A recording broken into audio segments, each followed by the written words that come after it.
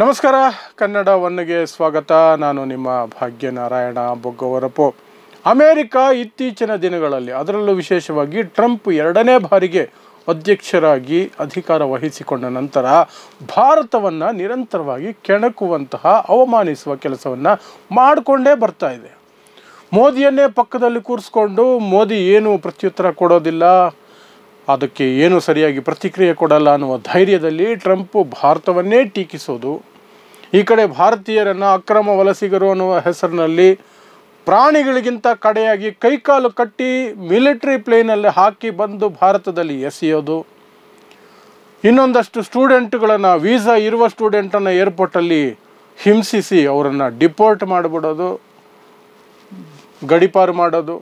ಇಂಥವೆಲ್ಲವೂ ಕೂಡ ನಡ್ಕೊಂಡು ಬರ್ತಾ ಇದೆ. ಆದರೆ ಅವೆಲ್ಲವೂ ಕೂಡ ಸಣ್ಣ ಪುಟ್ಟ ವಿಚಾರಗಳಾಗೇ ಇರ್ತಿದ್ವು. ಆದರೆ ದೊಡ್ಡ ವಿಚಾರ ಆಗಿದ್ದೇ ಭಾರತ ಮತ್ತು ಪಾಕಿಸ್ತಾನದ ನಡುವೆ ನಾನೇ ನಿಂತು, ಅಮೇರಿಕ ನಿಂತು ಯುದ್ಧ ವಿರಾಮ ಮಾಡಿಸಿದ್ದು. ಅವರು ಒಪ್ಪಿರಲಿಲ್ಲ.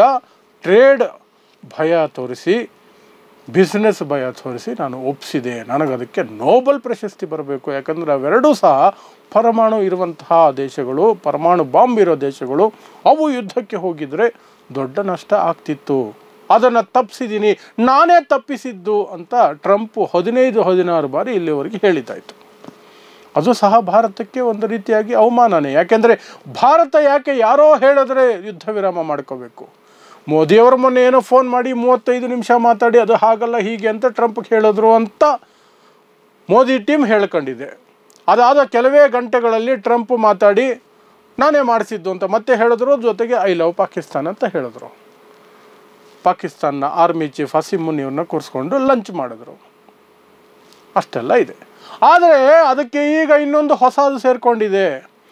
ಏನು ಅದು ಅಂದರೆ, ಅಮೇರಿಕ ತನ್ನ ದೇಶದ ಮಹಿಳಾ ಪ್ರಜೆಗಳಿಗೆ, ಯಾರು ಭಾರತಕ್ಕೆ ಪ್ರವಾಸಕ್ಕೆ ಹೋಗಬೇಕು ಅಂತಿದ್ದಾರೋ ಅಥವಾ ಪ್ರವಾಸದಲ್ಲಿ ಆಲ್ರೆಡಿ ಇದ್ದಾರೋ ಅವರಿಗೆ ಒಂದು ಸಲಹೆಯನ್ನು, ಒಂದು ಎಚ್ಚರಿಕೆಯನ್ನು ಕೊಟ್ಟಿದೆ. ಒಂದು ಅಡ್ವೈಸರಿಯನ್ನು ರಿಲೀಸ್ ಮಾಡಿದೆ. ಏನು ಅಂದರೆ, ಭಾರತದಲ್ಲಿ ಕ್ರೈಮ್ ಜಾಸ್ತಿ ಇದೆ, ರೇಪ್ ಜಾಸ್ತಿ ಇದೆ, ಉಗ್ರವಾದ ಜಾಸ್ತಿ ಇದೆ. ನೀವು ಭಾರತದಲ್ಲಿ ಇರಬೇಕಾದ್ರೆ ಒಂಟಿಯಾಗಿ ಓಡಾಡಬೇಡಿ, ಮಹಿಳೆಯರು ಒಂಟಿಯಾಗಿ ಓಡಾಡಬೇಡಿ. ಎಲ್ಲೇ ಹೋದರೂ ಒಬ್ಬ ಪುರುಷರನ್ನು ಜೊತೆಯಲ್ಲಿ ಕರ್ಕೊಂಡು ಹೋಗಿ. ನಿಮ್ಮ ಸ್ನೇಹಿತರು, ಗಂಡನೋ, ಪಾರ್ಟ್ನರೋ, ಲವ್ವರೋ ಯಾರೋ ಒಬ್ಬರು ನಿಮ್ಮ ಜೊತೆಯಲ್ಲಿ ಇರಲಿ ಅನ್ನುವಂತಹ ಸಲಹೆ, ಎಚ್ಚರಿಕೆ ಎರಡನ್ನೂ ಸಹ ಅಮೇರಿಕ ಭಾರತದಲ್ಲಿರುವ ಮತ್ತು ಭಾರತಕ್ಕೆ ಹೋಗಬೇಕು ಅಂತ ಅಂದ್ಕೊಂಡಿರುವ ಅಮೇರಿಕದ ಪ್ರಜೆಗಳಿಗೆ ಕೊಟ್ಟಿದೆ. ಇದು ಭಾರತಕ್ಕೆ ಖಂಡಿತವಾಗ್ಲೂ ಅವಮಾನಿಸುವಂಥದ್ದು. ಆದರೆ ನಿಜವಾಗ್ಲೂ ಇದು ಅವಮಾನಿಸುವಂಥದ್ದು ಅಥವಾ ನಮ್ಮ ಮುಖಕ್ಕೆ ಅವರು ಕನ್ನಡಿ ಹಿಡಿತಾ ಇದ್ದಾರಾ ಅಂತ ನೋಡೋದಾದರೆ ಎರಡೂ ಸಹ ಹೌದು. ಟ್ರಂಪ್ಗೆ ಭಾರತವನ್ನು ಅವಮಾನಿಸಲೇಬೇಕು ಅನ್ನುವಂತಹ ಮನಸ್ಥಿತಿ ಇದ್ದಂಗೆ ಕಾಣ್ತಾ ಇದೆ. ಹಾಗಾಗಿ ಅಧಿಕಾರಕ್ಕೆ ಬಂದ ದಿನದಿಂದಲೂ ನಿರಂತರವಾಗಿ ಏನೋ ಒಂದು ವಿಚಾರಕ್ಕೆ ಭಾರತವನ್ನು ಅವಮಾನಿಸುವ, ಕಡೆಗಣಿಸುವಂತೆ ನಡೆದುಕೊಳ್ಳುವ ಏನೋ ಒಂದು ಕೃತ್ಯವನ್ನು ಮಾಡಿಕೊಂಡೇ ಬರ್ತಿದ್ದಾರೆ. ಇದು ಅದರ ಇನ್ನೊಂದು ಮುಂದುವರೆದ ಭಾಗನೇ.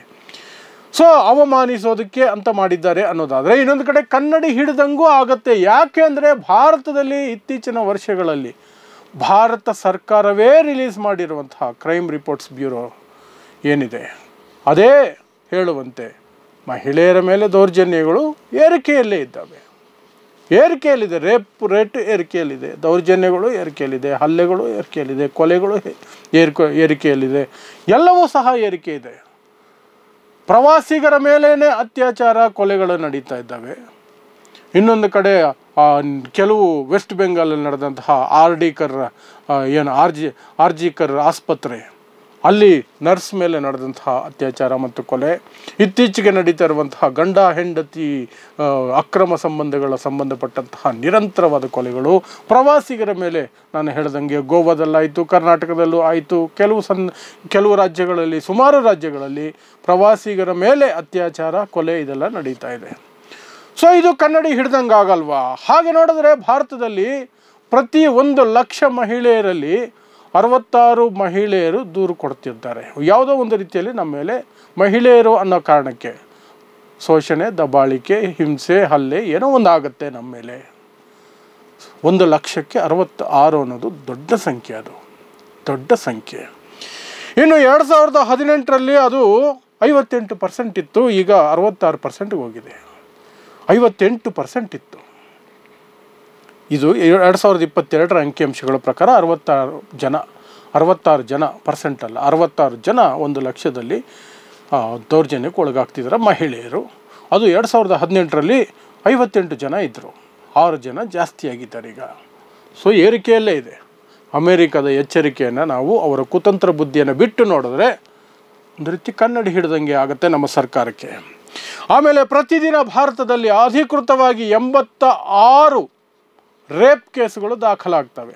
ಪ್ರತಿದಿನ 86 ರೇಪ್ ಕೇಸುಗಳು ದಾಖಲಾಗ್ತವೆ. ಅಂದರೆ ಪ್ರತಿ ಗಂಟೆಗೆ 3-3.5 ರೇಪುಗಳು ಆಗ್ತಿದ್ದಾವೆ.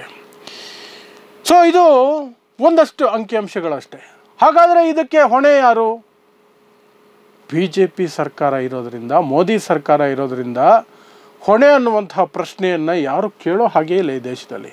ಅದು ಉಗ್ರವಾದಿಗಳ ದಾಳಿ ಆಗಿರಲಿ, ಕ್ರೈಮ್ ರೇಟ್ ಆಗಿರಲಿ, ಮಹಿಳೆಯರ ಮೇಲೆ ದೌರ್ಜನ್ಯ ಆಗಿರಲಿ, ಭ್ರಷ್ಟಾಚಾರ ಆಗಿರಲಿ, ಹಲ್ಲೆ ಕೊಲೆ ಏನೇ ಆಗಿರಲಿ, ಹೊಣೆ ಅಲ್ಲ, ಹೊಣೆ ಯಾರೂ ಇಲ್ಲ. ಕಾಲು ತುಳಿತದಲ್ಲಿ ಸತ್ರೂ ಸಹ ನೀವು ಸ್ವರ್ಗಕ್ಕೆ ಹೋಗ್ತಿದ್ದೀರಿ ಅಂದ್ಕೊಂಡು ಸುಮ್ಮನಿರ್ಬೇಕೆ ಹೊರತು ಇದಕ್ಕೆ ಹೊಣೆ ಯಾರು ಅಂತ ಕೇಳೋ ಹಾಗಿಲ್ಲ. ವಿಮಾನ ದುರಂತ ಆದರೂ ಅಷ್ಟೇ, ನಿಮಗೆ ನೀವೇ ಹೊಣೆ, ನಿಮ್ಮ ಪ್ರಾಣಕ್ಕೆ ನೀವೇ ಹೊಣೆ ಅಂದ್ಕೊಂಡು ಬದುಕಬೇಕು. ಯಾರೂ ಕೇಳೋ ಹಾಗಿಲ್ಲ.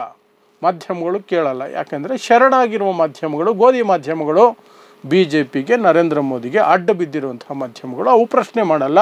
ಪ್ರಶ್ನೆ ಮಾಡೋರನ್ನು ಕಂಡ್ರೆ ಸರ್ಕಾರಕ್ಕೆ ಆಗಲ್ಲ. ಸೊ ಯಾರು ಹೊಣೆ ಅಲ್ಲ.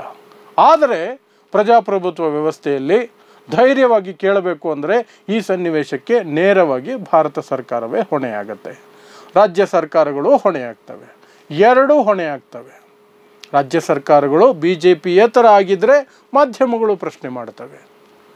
ಕಾಂಗ್ರೆಸ್ ಗೌರ್ಮೆಂಟು, ಆಮ್ ಆದ್ಮಿ ಪಕ್ಷದ ಗೌರ್ನಮೆಂಟು, ಬೇರೆ ಪಕ್ಷಗಳು DMK ಗೌರ್ನಮೆಂಟು, TMC ಗೌರ್ನಮೆಂಟು, ಈ ರೀತಿಯಾದಂತಹ ಗೌರ್ಮೆಂಟ್ಗಿದ್ದರೆ ಅವುಗಳನ್ನು ಮಾಧ್ಯಮಗಳು ಪ್ರಶ್ನೆ ಮಾಡ್ತವೆ. ವಿರೋಧ ಪಕ್ಷವಾಗಿ BJP ಪ್ರಶ್ನೆ ಮಾಡುತ್ತೆ, ಜನ ಪ್ರಶ್ನೆ ಮಾಡ್ತಾರೆ, ಅಂಧಭಕ್ತರು ಪ್ರಶ್ನೆ ಮಾಡ್ತಾರೆ, ಎಲ್ಲರೂ ಪ್ರಶ್ನೆ ಮಾಡ್ತಾರೆ. BJP ಆಡಳಿತ ಇರುವಂತಹ ರಾಜ್ಯಗಳಲ್ಲಿ ನೋಬಡಿ ಪ್ರಶ್ನೆ ಮಾಡೋ ಹಾಗಿಲ್ಲ. ಪ್ರಶ್ನೆ ಮಾಡಿದ್ರೆ ನೀವು ದೇಶದ್ರೋಹಿಗಳು ನೀವು ಆಗ್ಬಿಡ್ತೀರಿ. ಹಾಗಾಗಿ ಯಾರು ಪ್ರಶ್ನೆ ಮಾಡೋ ಧೈರ್ಯ ತೋರಿಸ್ತಿಲ್ಲ. ತೋರಿಸುವಂತಹ ಒಂದಿಬ್ಬರ ಧ್ವನಿ ಸಣ್ಣ ಮಟ್ಟದಲ್ಲಿರುತ್ತೆ ನಮ್ಮಂಥವ್ರದ್ದು. ಹೆಚ್ಚು ಜನನ ತಲುಪುವ ಶಕ್ತಿ, ಸೌಕರ್ಯಗಳು ಇರೋದಿಲ್ಲ. ಹಾಗೆ ತಲುಪಿದ್ರೂ ಸಹ ನಮ್ಮದೇ ಆದಂಥ ಬೆದರಿಕೆಗಳು, ಬೈಗುಳಗಳು, ಟ್ರೋಲಿಂಗು ಎಲ್ಲವೂ ಇರುತ್ತೆ. ಹಾಗಾದರೆ ಯಾರು ಮುಖ್ಯವಾಗಿ ಹೊಣೆ ಅಂದರೆ ಇಡೀ ದೇಶದ ಗೃಹ ಮಂತ್ರಿಯಾಗಿರುವ ಅಮಿತ್ ಶಾ ಇದಕ್ಕೆ ಉತ್ತರ ಕೊಡಬೇಕು. ಅಮೇರಿಕಾಗೆ ಉತ್ತರ ಕೊಡಬೇಕು. ಫಾರಿನ್ ಮಿನಿಸ್ಟರ್ ಜೈಶಂಕರ್ ಉತ್ತರ ಕೊಡಬೇಕು. ಕೇವಲ ಫಾರಿನ್ ಟ್ರಿಪ್ಪಿಗೆ ಹೋಗೋದಕ್ಕೆ ಫಾರಿನ್ ಮಿನಿಸ್ಟ್ರಿ ಇರೋದಲ್ಲ. ಕೇವಲ ಸರ್ಕಾರಗಳನ್ನು ಬೀಳಿಸಿ ಆಪರೇಷನ್ ಕಮಲ ಮಾಡಿ BJPಯನ್ನು ಅಧಿಕಾರಕ್ಕೆ ತರೋದಕ್ಕೆ ಅಂತಲೇ ಗೃಹ ಮಂತ್ರಿ ಇರೋದಲ್ಲ. ED, IT, CBI, NIA ಇವುಗಳನ್ನು ದುರುಪಯೋಗ ಮಾಡ್ಕೊಳ್ಳೋಕೆ ಮಾತ್ರನೇ ಗೃಹ ಮಂತ್ರಿ ಇರೋದಲ್ಲ. ಈ ರೀತಿ ವಿಚಾರಗಳನ್ನು ಮೊದಲು ಕಂಟ್ರೋಲ್ ಮಾಡಬೇಕು. ಅದು ಏನೇ ಇರಲಿ, ಇಂಟರ್ನಲ್ ಪ್ರಾಬ್ಲಮ್, ಹೊರ ದೇಶದವರು ನಮ್ಮ ದೇಶದ ಮೇಲೆ ಇಂತಹ ಆಪಾದನೆಯನ್ನು ಹಾಕಿದ್ರೆ ಈ ದೇಶಕ್ಕೆ ಹೋದರೆ ನೀವು ಒಂಟಿಯಾಗಿ ಓಡಾಡಬೇಡಿ, ಅಲ್ಲಿ ರೇಪ್ ಜಾಸ್ತಿ, ಕ್ರೈಮ್ ಜಾಸ್ತಿ, ಅತ್ಯಾಚಾರ ಜಾಸ್ತಿ, ಟೆರರಿಸಮ್ ಜಾಸ್ತಿ ಅಂತ ಹೇಳಿದಾಗ ಅದಕ್ಕೆ ಉತ್ತರವನ್ನು ಸಹ ಗೃಹ ಮಂತ್ರಿ ಕೊಡಬೇಕಾಗತ್ತೆ. ಬಟ್ ನಮ್ಮ ಅಮಿತ್ ಶಾ ಅವರು ಬ್ಯುಸಿ ಇದ್ದಾರೆ. ಯಾವುದರಲ್ಲಿ ಅಂದರೆ ಇಂಗ್ಲೀಷ್ ಮಾತಾಡಬಾರ್ದು. ಇಂಗ್ಲೀಷ್ ಮಾತಾಡೋದು ಅವಮಾನಕರ. ಯಾಕೆ ಅಂದರೆ ಮೋದಿಗೆ ಬರದೇ ಇರೋ ಭಾಷೆನ ನೀವು ಮಾತಾಡ್ಬಿಟ್ರೆ ಹೆಂಗೆ? ಅಷ್ಟೇ ಸಿಂಪಲ್. ಮೋದಿಗೆ ಯಾವುದು ಅವಮಾನಕರವಾಗುತ್ತೋ, ಮೋದಿ ಕೈಲಿ ಏನಾಗಲ್ವೋ ಅದನ್ನು ಯಾರೂ ಮಾತಾಡಬಾರ್ದು ಅಷ್ಟೇ. ಅದರಲ್ಲಿ ಬ್ಯುಸಿ ಇದ್ದಾರೆ ಮಿಸ್ಟರ್ ಅಮಿತ್ ಶಾ. ಹಾಗಾಗಿ ಈ ಅಮೇರಿಕದ ಅಡ್ವೈಸರಿ ಏನಿದೆ ತನ್ನ ಪ್ರಜೆಗಳಿಗೆ, ಮಹಿಳಾ ಪ್ರಜೆಗಳಿಗೆ ಅಮೆರಿಕ ಕೊಟ್ಟಿರೋದು, ಅದು ಅವರಿಗೆ ತಲುಪಿದೆಯೋ ಇಲ್ಲವೋ ಗೊತ್ತಿಲ್ಲ. ಯಾರಾದರೂ ಹೇಳಿರ್ತಾರೆ, ಖಂಡಿತ ಹೇಳಿರ್ತಾರೆ. ಬಟ್ ಮೋದಿಗೆ ಟ್ರಂಪ್ ವಿರುದ್ಧ ಮಾತಾಡುವಂತಹ ಧೈರ್ಯ ಇಲ್ಲದಾಗ, ಪಕ್ಕದಲ್ಲಿ ಕೂರಿಸ್ಕೊಂಡೇ ಮೋದಿ ಭಾರತವನ್ನು ಬೈತಿರ್ಬೇಕಾದ್ರೆ, ಬ್ರಿಕ್ಸ್ ದೇಶಗಳನ್ನು ಬೈತಿರ್ಬೇಕಾದ್ರೆ ಮೋದಿ ಸೈಲೆಂಟ್ ಆಗಿರ್ಬೇಕಾದ್ರೆ, ಇದು ಯಾವುದೋ ಒಂದು ಅಡ್ವೈಸರಿಗೆ ಮೋದಿ ಸರ್ಕಾರ ಪ್ರತಿಕ್ರಿಯಿಸುತ್ತಾ, ಉಗ್ರವಾಗಿ US ಸರ್ಕಾರವನ್ನು ಖಂಡಿಸುತ್ತಾ, ಟೀಕೆ ಮಾಡುತ್ತಾ, ಅದೆಲ್ಲ ಆಗದೇ ಇರೋ ವಿಚಾರ ಅಂತ ಅನಿಸುತ್ತೆ. But as a democracy we expect the government to respond. ನೋಡೋಣ ಅಟ್ಲೀಸ್ಟು ಸಣ್ಣ ಧ್ವನಿಯಲ್ಲಾದರೂ ಏನ್ರಿ ಇದೆಲ್ಲ ಅಂತ ಅಮೇರಿಕನ್ ಕೇಳುತ್ತಾ, ಅಥವಾ ನಾವು ಈ ನೋಟಿಸ್ ನೋಡೇ ಇಲ್ಲ, ಇಟ್ಸ್ ಓಕೆ, ನೀವೇನಾದರೂ ನಾವು ಸೈಲೆಂಟಾಗಿರ್ತೀವಿ, ಆದರೆ ಅದಾನಿನ ಜೈಲಿಗೆ ಹಾಕಬೇಡಿ ಅಂತ ಹೇಳಿ ಸುಮ್ಮನಾಗತ್ತಾ?